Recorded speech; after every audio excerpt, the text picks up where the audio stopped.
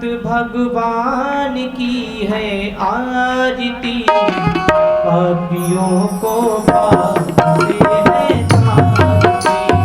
भागवत भगवान की है आरती, पापियों को पाप से है तारती।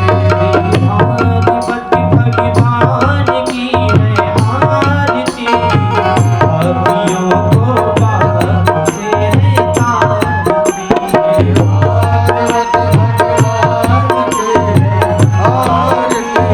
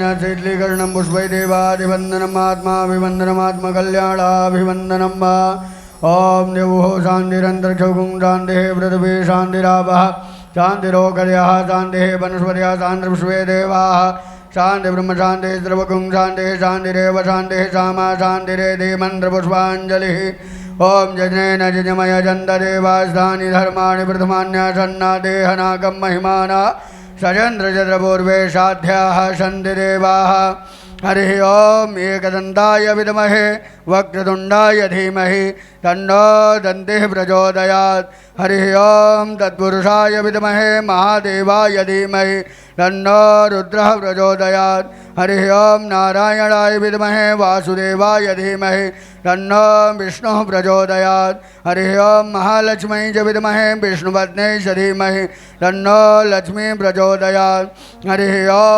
हंसाय विद्महे परमहंसाय धीमहि तन्नो श्रीशुकः प्रचोदयात् सेवन्तिकामकुलचम्पकपाटलाब्जै पुन्नागजातिकरवीररसालपुष्पै बिल्वप्रबालतुलसीदलमञ्जरेभिः त्वां पूजयामि जगदीश्वर मे प्रसीद नानासुगन्धपुष्पाणि यथा कालोद्भवानि च पुष्पाञ्जलिर्मया दत्ता गृहाण परमेश्वर मन्त्रपुष्पाञ्जलिं समर्पयामि पुराणपुरुषोत्तमाय नमः।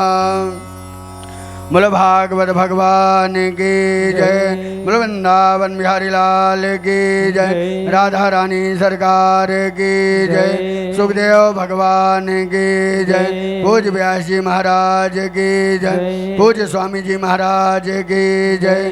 जय जय श्री राधे, जय जय श्री राधे, जय जय श्री राधे श्याम। सभी भक्त अपना अपने स्थान ग्रहण करें। पूज्य महाराज श्री जी आपको श्रीमद् भागवत का रसास्वादन करवाएंगे। जय जय राधे श्याम।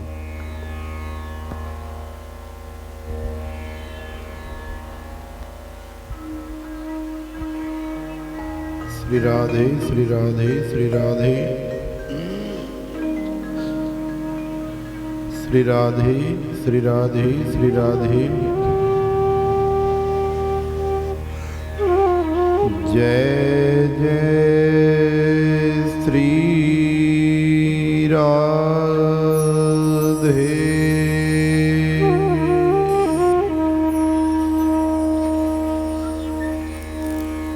वंदे वृंदावनां नंदां राधिका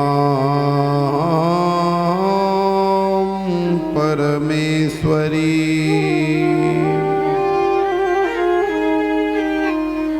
गोपिकां परमां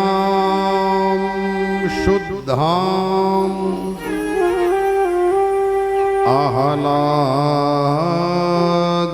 आह्लादिनीं शक्तिरूपिणी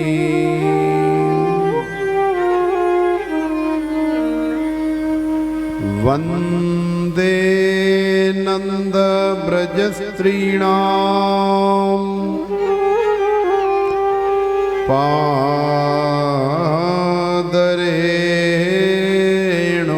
पादरेणुमभीक्ष्णसः यासां हरे कथोद्गीतम् पुनाति भुवनत्रयम् कृष्णाय वासुदेवाय हरये परमात्मने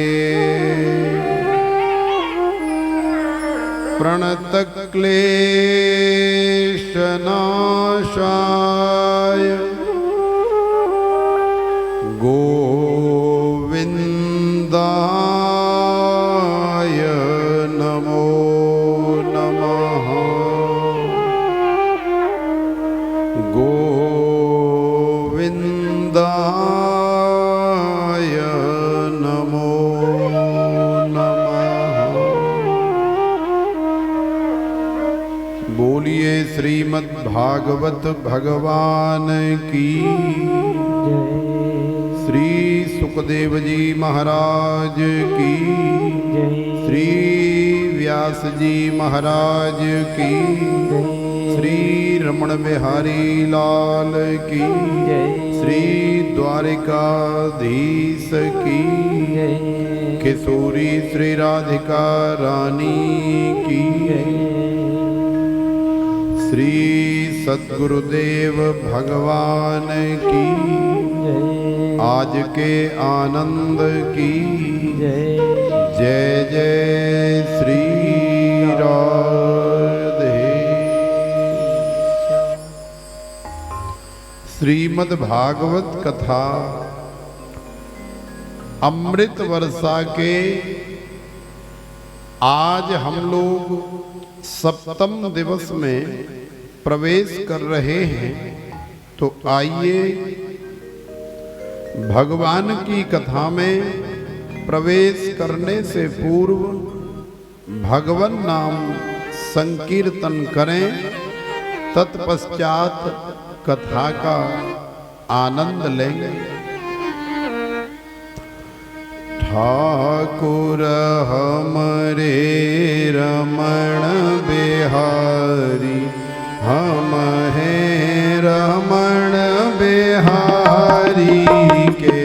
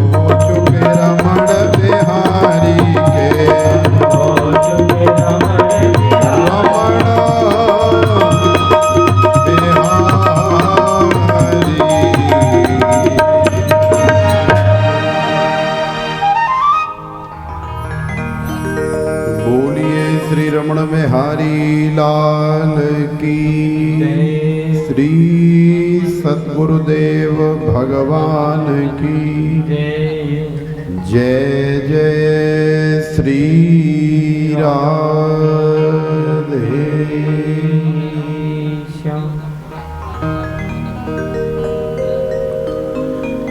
इरादे रोज बनते हैं मगर टूट जाते हैं। इरादे रोज बनते हैं मगर टूट जाते हैं। और भगवान की कथा में वही आते हैं जिन्हें हमारे बांके बिहारी बुलाते हैं, जिन्हें हमारे रमण बिहारी बुलाते हैं। जीवन बहुत सुंदर है लेकिन क्या करूं मुझे जीना नहीं आता। जीवन बहुत सुंदर है लेकिन क्या करूं मुझे जीना नहीं आता। मेरे गोविंद की कथा में बहुत रस है लेकिन क्या करूं मुझे पीना नहीं आता। क्या करूं मुझे पीना नहीं आता। तो भगवान की कथा रूपी रस कैसे पिया जाता है यही सीखा जाता है श्रीमद् भागवत सप्ताह में श्रवण के माध्यम से, क्योंकि ये वास्तव में रस है। निगम कल्प तरोर गलितम फलम शुक मुखाद मृत द्रवर संयुतम पिबत भागवतम रसम आलयम मुहुरहो रसिका भुवि भावुका। अरे महाराज कितनी बार पिए आपके इस रस को। अभी 4 दिन पहले भी पी रहे थे और उससे 15-20 दिन पहले भी पी रहे थे। तो देखो ये गन्ने का रस नहीं है कि 2, 4, 5 बार पी लो तो इससे तुम्हारा मन भर जाएगा। ये संतरे का भी रस नहीं है, ये आम का भी रस नहीं है, ये तो ब्रह्म का रस है। और ब्रह्म का रस पीने का चस्का जिसे लग जाए तो फिर तो कहना ही क्या है, फिर तो मुहुर्मुहु। 1 बार नहीं, 2 बार नहीं, 10, 20, 50 बार नहीं। महापुरुष कहते हैं जब तक तुम्हारा जीवन है, जब तक तुम्हारी अंतिम श्वास चल रही है, तब तक तुम इस कथा रूपी रस का पान करते रहो। और वास्तव में यदि आप सच्चे रसज्ञ हैं, रस लेने वाले रसिया हैं, तो निश्चित ही आप जितनी बार इस रस का रसास्वादन करोगे, आपको उतनी बार एक नया अलग स्वाद आएगा। आता है कि नहीं? माने हम पिला रहे हैं तो कथा वही है, भगवान वही है, लेकिन पिलाने का तरीका, पिलाने का व्यवहार, ये दोनों भिन्न हो जाते हैं। तो जितने भी व्यास भगवान की कथा करते हैं, उन सभी का पिलाने का तरीका, उन सभी की पिलाने की शैली, उनका स्वयं का व्यवहार सबका अलग अलग होता है। इसलिए जहां भी हम लोग श्रवण करेंगे, एक नया स्वाद हमें मिलेगा, एक नए आनंद की अनुभूति हमें होगी। तो प्रेम से बोलो राधे राधे। तो जैसा कि हम लोग श्रवण कर रहे थे, श्री सुखदेव जी महाराज कह रहे हैं कि हे राजन, और श्री सूत जी महाराज कह रहे हैं हे सौनकादि ऋषियों, भगवान की कथा परम मंगलमय है, भक्तिमय है, ज्ञानमय है, वैराग्यमय है। और भगवान की कथा से बढ़ कर के संसार में और कोई दूसरा दान नहीं होता। तो देखो, ऐसा दान करने वाले हमारी इस कथा के आयोजक श्रीमती कमलेश रानी एवं श्री राजेंद्र कुमार सिंगला जी और उनका परिवार, जिन्होंने आपको श्रवण के माध्यम से इस कथा का दान किया, और उस दान में अहम भूमिका निभाई हमने, माने संत और ब्राह्मणों ने। तो आप इस दान से अपने जीवन को परम पावन बना सकते हैं। तो प्रेम से बोलो राधे राधे। देखो, एक बार की बात है, भगवान ने बड़ी सुंदर लीला करी बाल्यावस्था में। आज मैया प्रातः काल 4 बजे उठी है, और उठ करके मैया स्नान ध्यान से निवृत्त हो करके, दीपावली का सुंदर दिवस है, तो यमुना जी में दीपदान करने के लिए और आचमन करने के लिए जा रही है। अब उस समय तो यमुना महारानी का जो स्वरूप था वो बड़ा विशाल था, लेकिन अब समय बदल गया है, युग बदल गया है, परिस्थितियां बदल गई हैं। इसलिए अब का जो स्वरूप है वो थोड़ा सा बदल गया है। अन्यथा यमुना की धारा बड़े वेग के साथ निरंतर प्रवाहित हो रही है। मैया ने सोचा कि जल्दी से जल्दी दीपदान करके वापस आ जाऊं, क्योंकि फिर हमारो लाला जग जाएगो। तो यदि मैं जागूं या नहीं मिली तो फिर जे रोएबो धोएबो शुरू कर देगो। तो मैया जल्दी जल्दी गई और मैया यमुना जी में दीपदान कर रही है। जितने दीपों का दान करना था मैया को, मैया ने किया। अब जैसे ही मैया घर वापस आने के लिए घूमने लगी तो मैया ने देखा कि कन्हैया तो मैया के पीछे ही खड़े। तो मैया को बड़ा आश्चर्य हुआ। मैया तो एकदम से शौक हो गई, आश्चर्यचकित हो गई, डर गई। हे भगवान, जा छोरा कू जा लाला कू तुम्हें सोमतो भयो छोड़ के आई, और न्या में कहा देख रही हूं जी मेरे पीछे ठाड़ो है। आखिरकार कारण क्या है?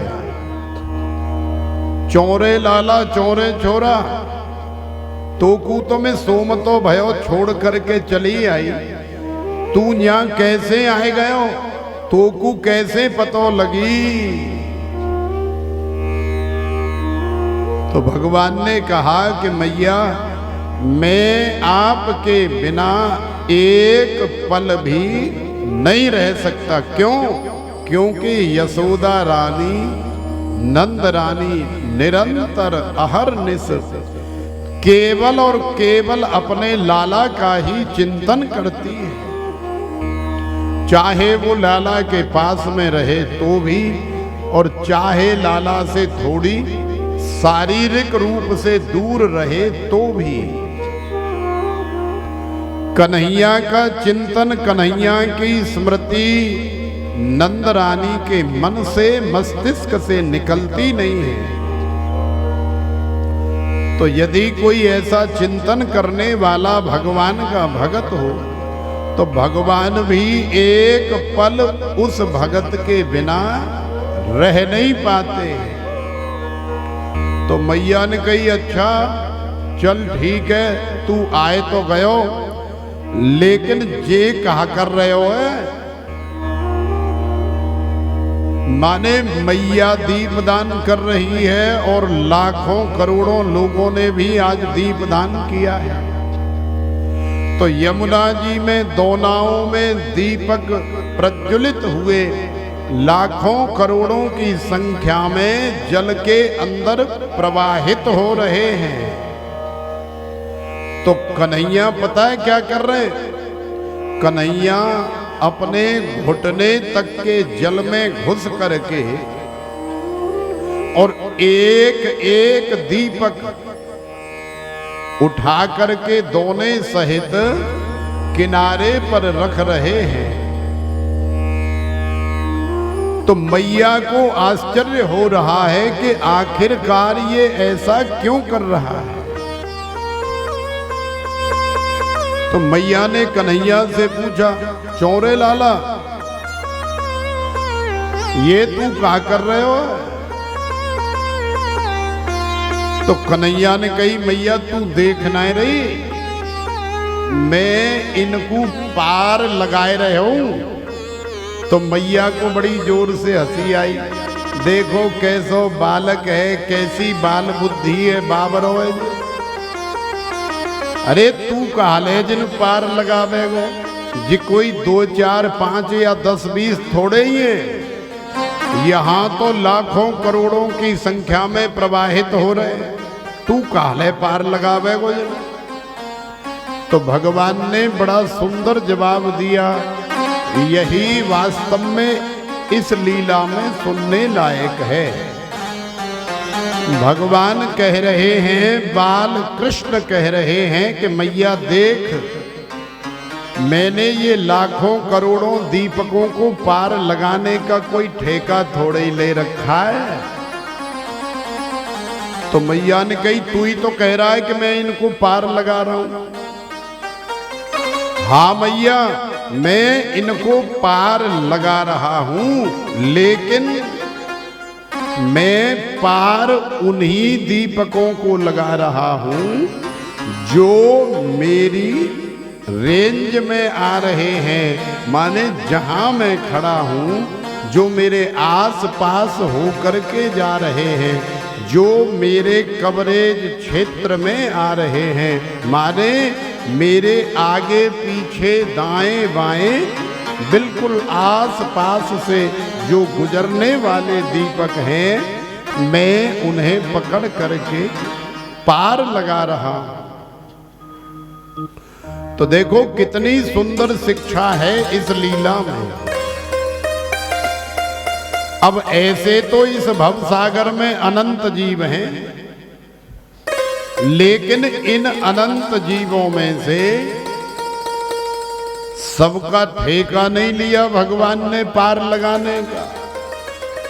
भगवान पार उसी को लगाते हैं जो हमारे नंद नंदन श्याम सुंदर रमण बिहारी, बांके बिहारी, रास बिहारी, कुंज बिहारी, छैल बिहारी या श्रीमद् भागवत भगवान की शरण में आ जाते हैं, आस पास आ जाते हैं, तो भगवान अनायास ही अपने स्वभाव के कारण उस जीव रूपी दीपक को उठा करके और इस भव सागर से पार लगा देते हैं। जीव का कल्याण हो जाता है। तो प्रेम से बोलो राधे राधे। तो हम लोग श्रवण कर रहे थे, श्री सुखदेव जी महाराज कह रहे हैं कि हे राजन, भगवान का प्रथम विवाह हुआ विदर्भ देश के राजा भीष्मक की परम लाडली परम सुंदरी कन्या किसके साथ में हुआ? हाँ जी,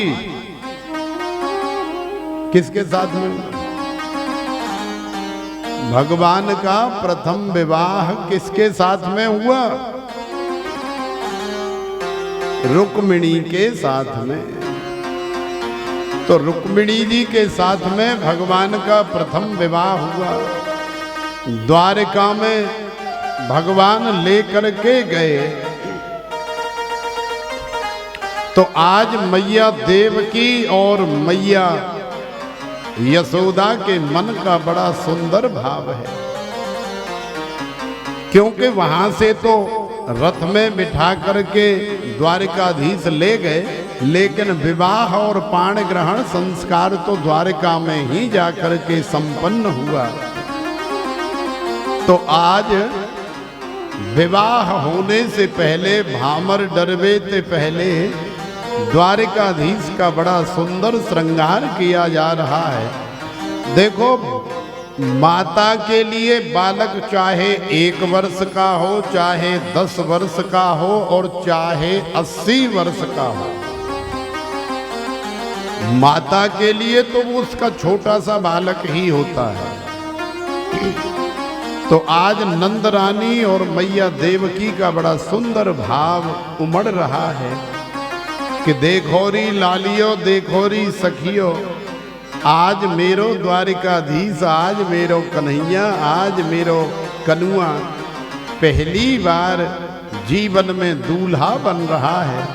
तो कहीं कोई कसर नहीं रह जाए, कहीं कोई कमी नहीं रह जाए। मेरे लाला को खूब सजइयो, सखीरी आज दूल्हा बन्यो। तो ये हमारी नंदरानी और मैया देवकी का बड़ा सुंदर भाव है। श्रवण करें।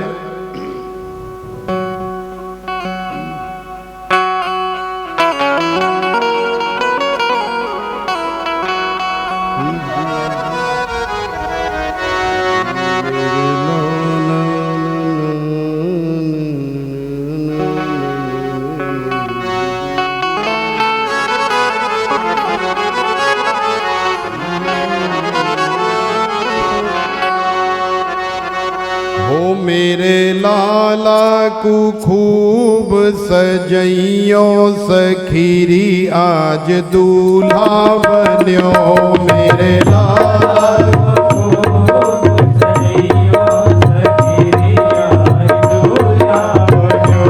मेरे कनुआ को खूब सजइयो सखीरी आज दूल्हा बन्यो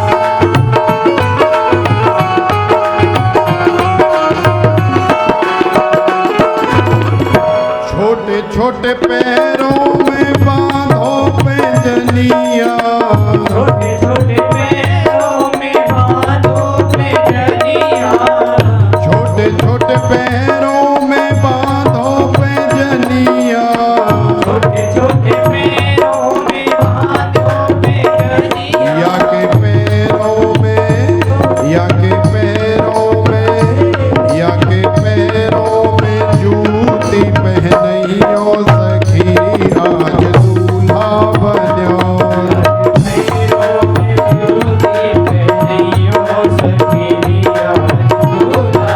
मेरे लाला को खूब सजइयो सखीरी आज दूल्हा बन्यो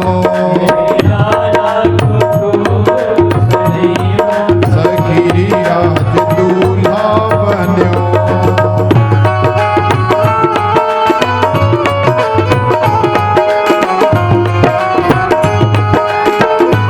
द्वारकाधीश भगवान की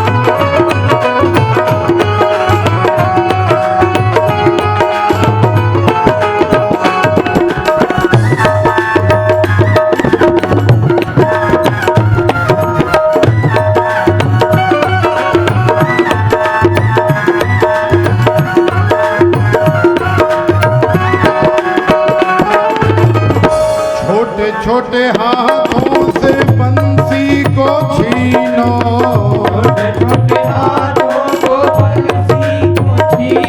छोटे छोटे हाथों से बंसी को छीनो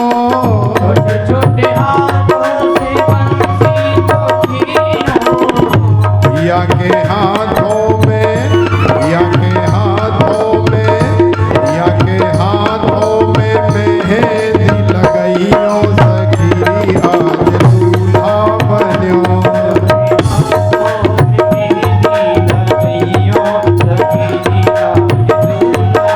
मेरे लाला को खूब सजइयो सखी आज दूल्हा बन्यो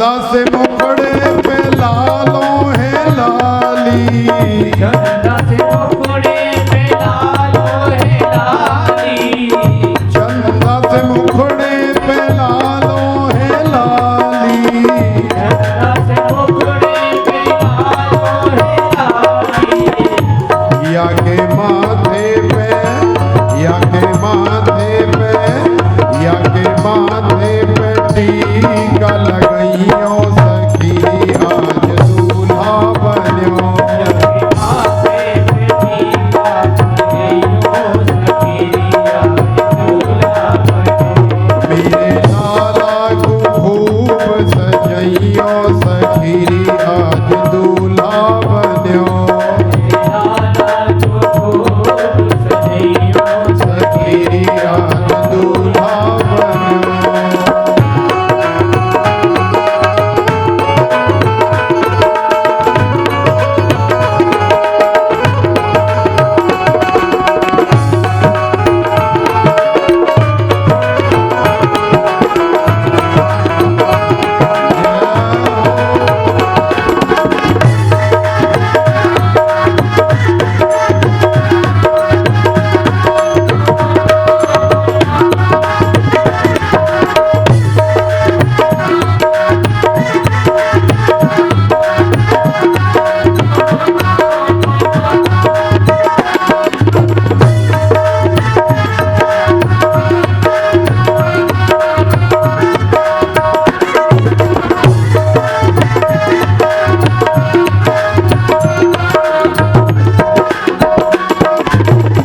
कारी लटया की घुंघराली, हटिया की घुंघराली, कारी लटया की है घुंघराली, काली लटिया की है घुंघराली, या के माथे पे, या के माथे पे, या के माथे पे सेहरा सजइयो सखी आज दूल्हा बन्यो, माथे पे सेहरा सजइयो सखी आज दूल्हा बन्यो, मेरे लाला को खूब सजइयो सखी आज दूल्हा बन्यो,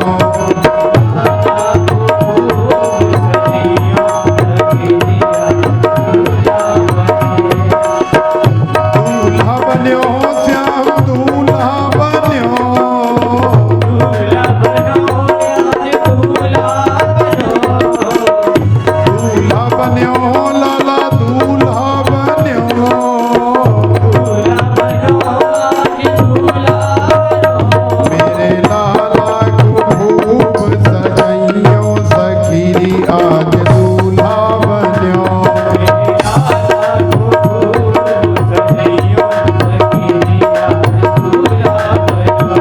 मेरे लाला को खूब सजइयो सखी आज दूल्हा बन्यो, मेरे लाला को खूब सजइयो सखी आज दूल्हा बन्यो,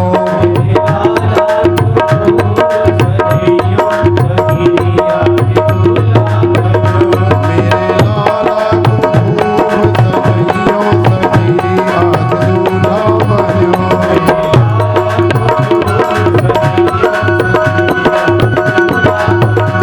मेरे आज दूल्हा बन्यो, आज दूल्हा बन्यो,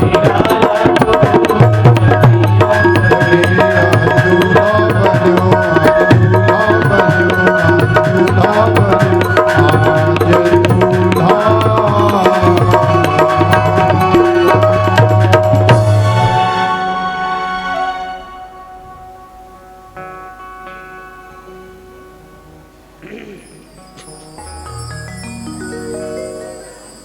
जय जय श्री राधे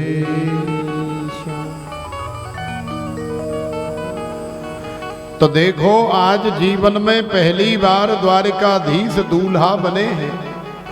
द्वारिकाधीश का प्रथम विवाह रुक्मिणी महारानी के साथ में संपन्न हो गया। तो प्रेम से बोलो राधे राधे। तो देखो द्वारिकाधीश का दूसरा विवाह किसके साथ में संपन्न हुआ भाई साहब? नहीं पता? बहन जियों को बताओ। द्वारिकाधीश का दूसरा विवाह किसके साथ में संपन्न हुआ? सत्यभामा। तो हम तो करेंगे नहीं सत्यभामा के साथ दूसरा।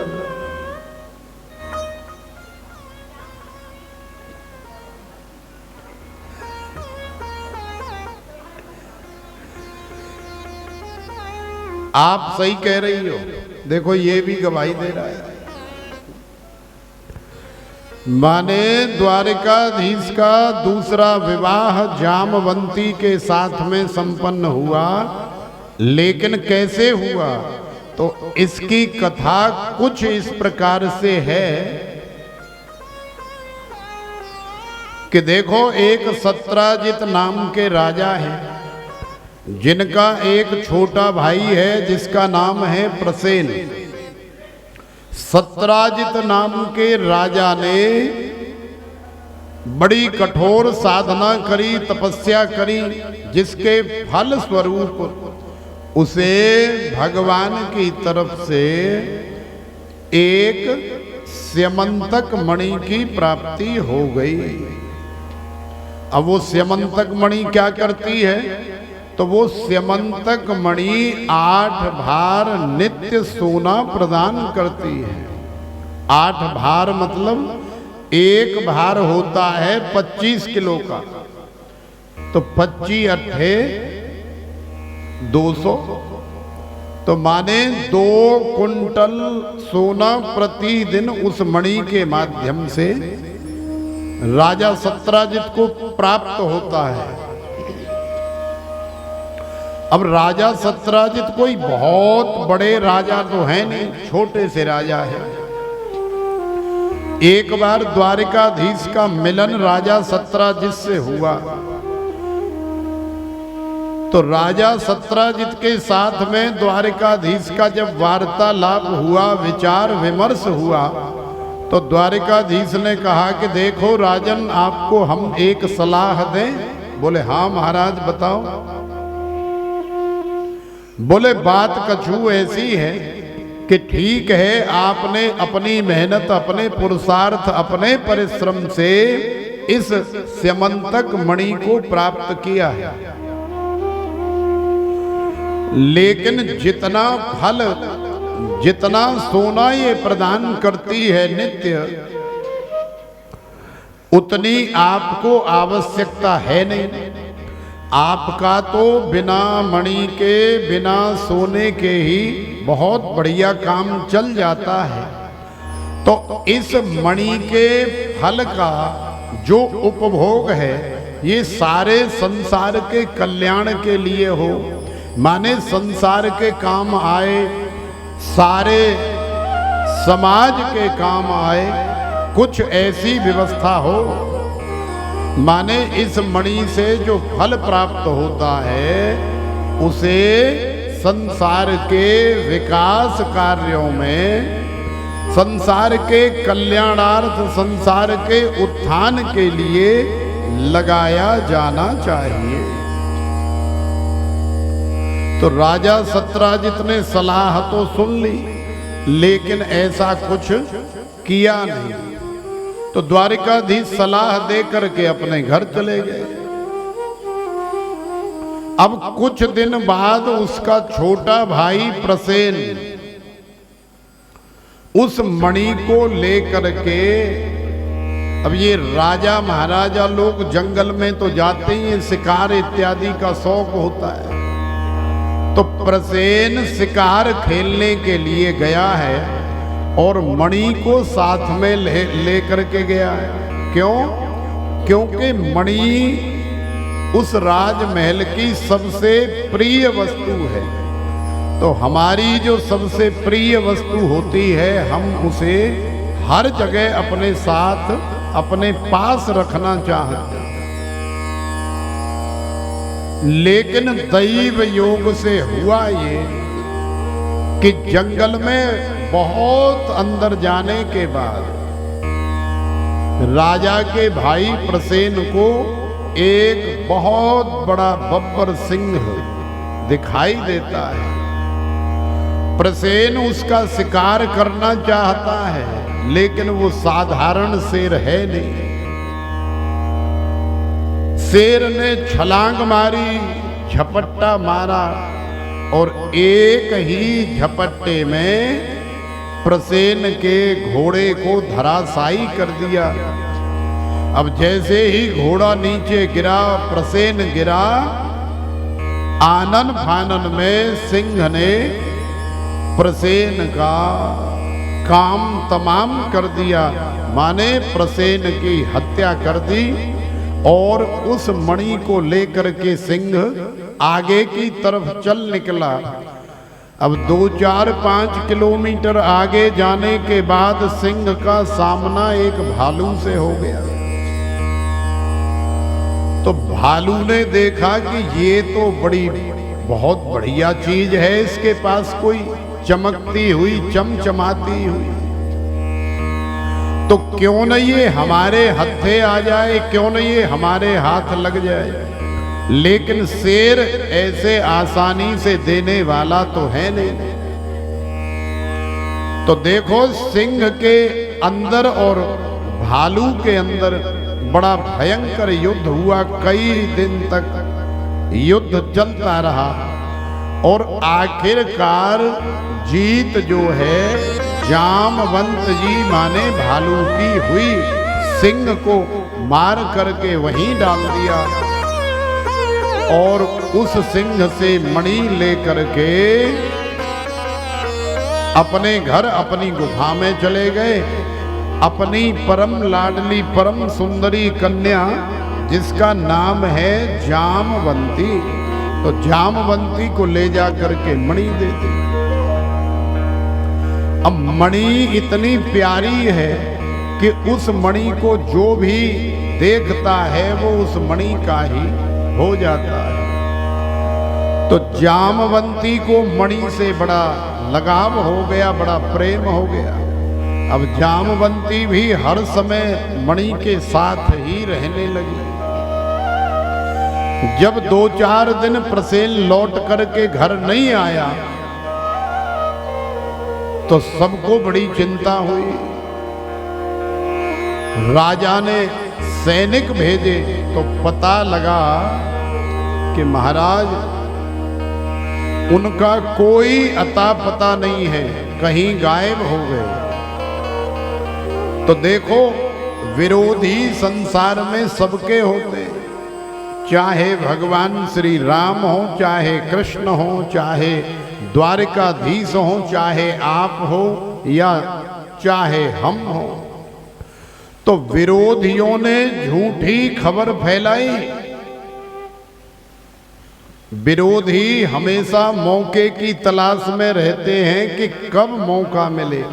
तो विरोधियों ने खबर फैलाई कि महाराज हमें तो ऐसा लगता है कि तुम्हारे भाई की हत्या या तुम्हारे भाई का अपहरण हो गया है और इसमें पूरा पूरा हाथ जो है द्वारिकाधीश का है। तो जब राजा ने पूछा कि द्वारिकाधीश का क्यों? अरे महाराज, यही तो आप नहीं समझ रहे। अभी देखो ना, महीना 15 दिन पहले ही तो द्वारिकाधीश ने आपसे चर्चा करी थी कि महाराज ये जो स्यमंतक मणि आपके पास में रखी है, इस मणि का जो उपयोग है वो सारे संसार के कल्याणार्थ होना चाहिए।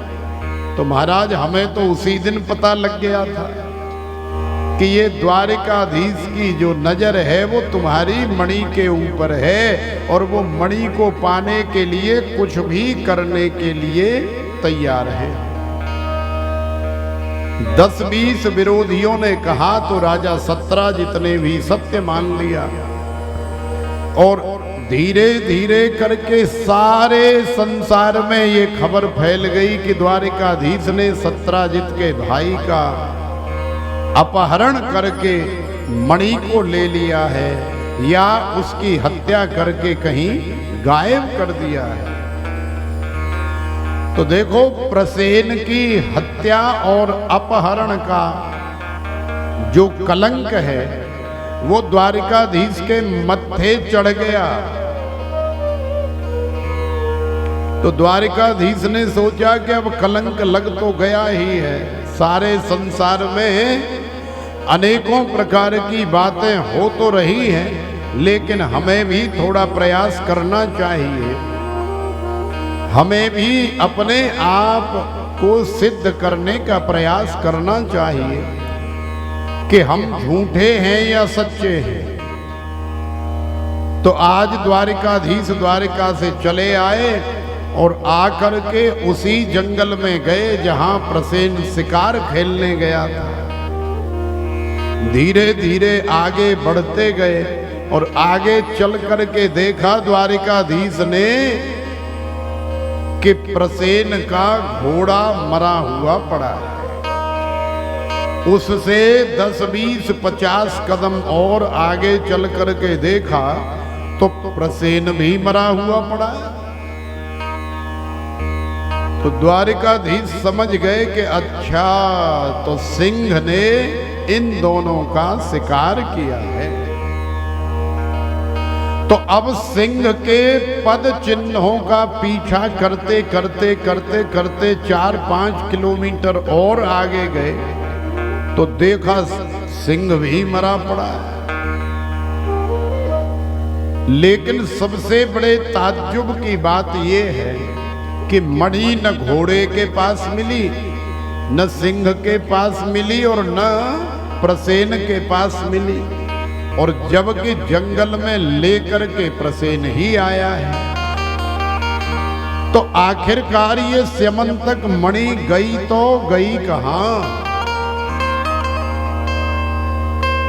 द्वारिकाधीश ने देखा कि सिंह जहां मरा पड़ा है उससे आगे जाने के लिए भालू के पद चिन्ह बने पड़े हैं। तो द्वारिकाधीश ने भालू के पद चिन्हों का पीछा किया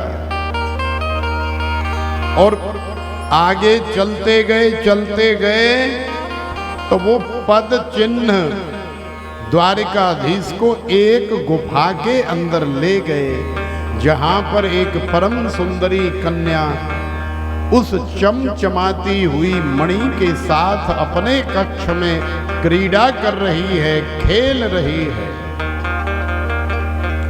द्वारिकाधीश के चेहरे पर मुस्कान आई।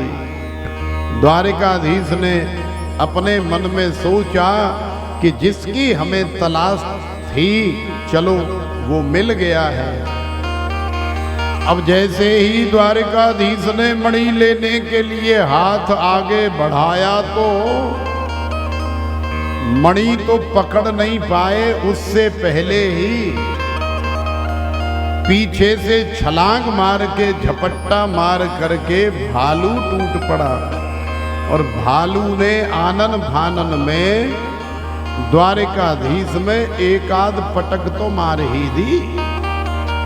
जब तक द्वारिकाधीश को कुछ समझ में आता, अब जैसे मान लो हम बैठे या हम खड़े या हम रास्ता चल रहे, अब एकदम से कोई पीछे से आकर के और एक हाथ हमारी गर्दन पे रखे और एक हाथ नीचे टांगों में रखे और ऐसे कर दे तो लगेगी कि नहीं पटक?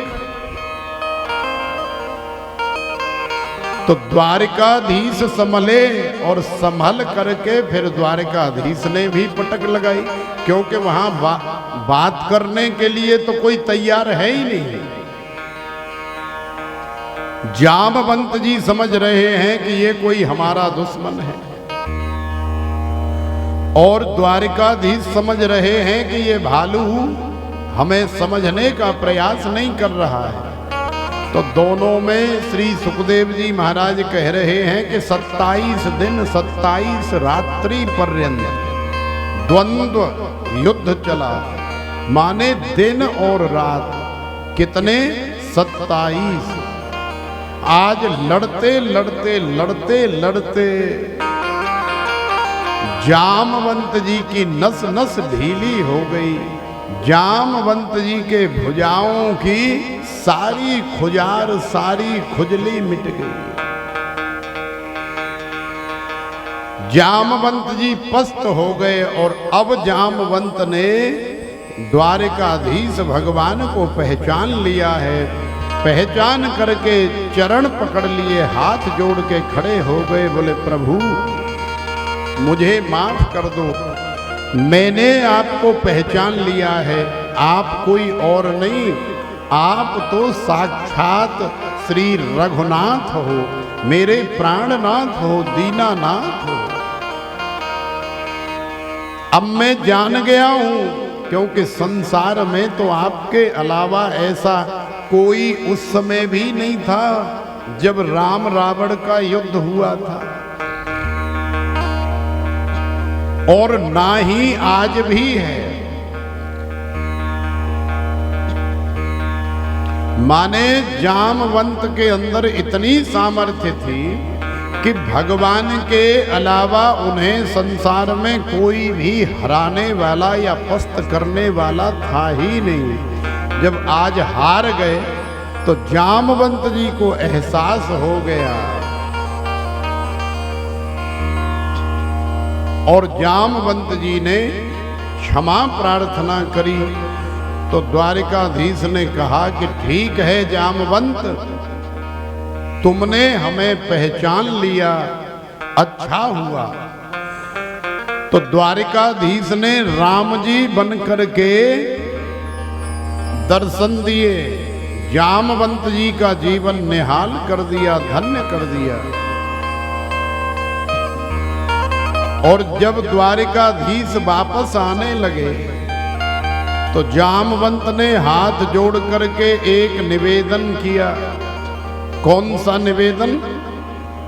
बोले महाराज अब मैं इस संसार सागर से जाना चाहता हूं, लेकिन मेरी इच्छा, मेरा निवेदन ये है कि मेरे पास एक मेरी परम लाडली परम सुंदरी कन्या है।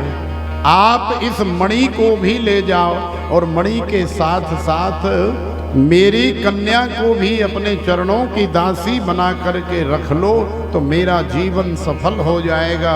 मैं निश्चिंत होकर के भजन करूंगा और फिर समय आने पर संसार से चला जाऊंगा। या फिर आप ऐसा समझ लो कि आप मेरी बेटी को ले जाओगे तो साथ में दहेज में मैं आपको इस मणि को दे देता हूं, और तो महाराज मेरे पास कुछ है नहीं। तो भगवान ने जामवंत जी की पवित्र भावना देख करके जामवंती को स्वीकार कर लिया। बोलिए द्वारिकाधीश भगवान की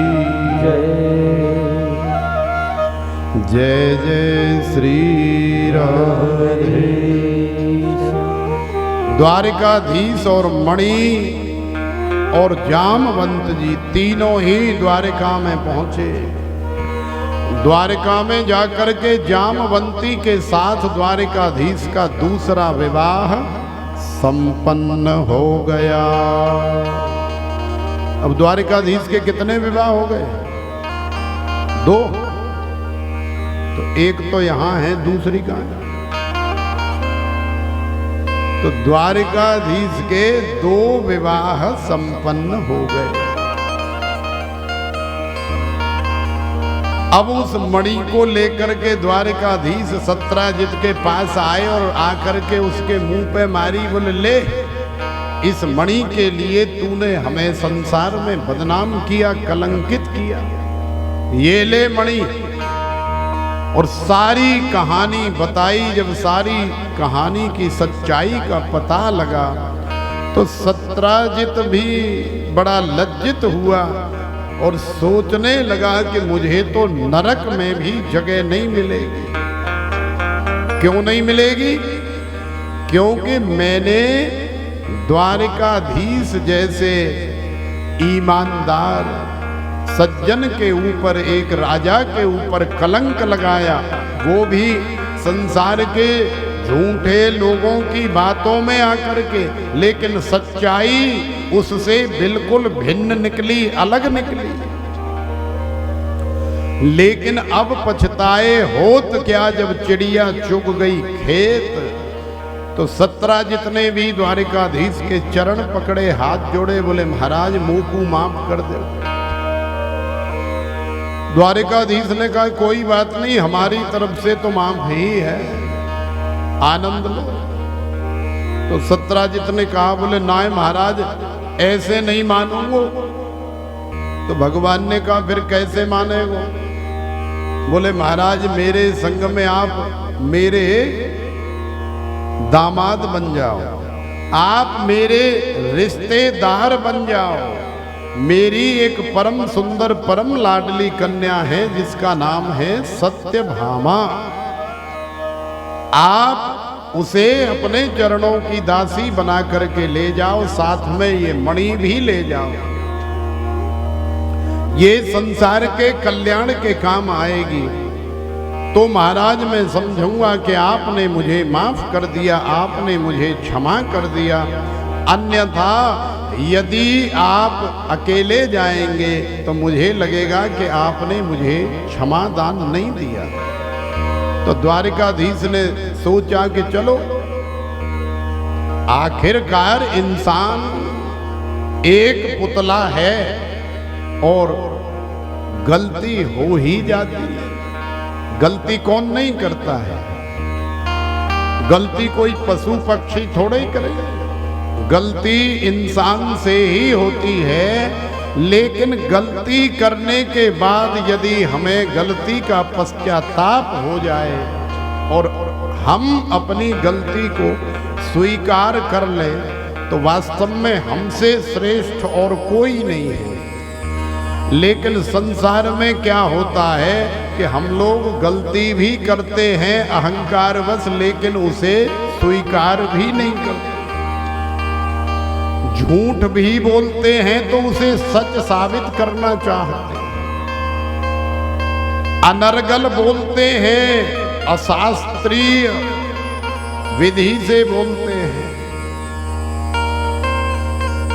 प्रमाण हमारे पास कुछ नहीं है, लेकिन हमने जो बोल दिया, अब हम कह रहे हैं कि नहीं, हम जो कह रहे हैं, हम जो बोल रहे हैं वही सत्य है।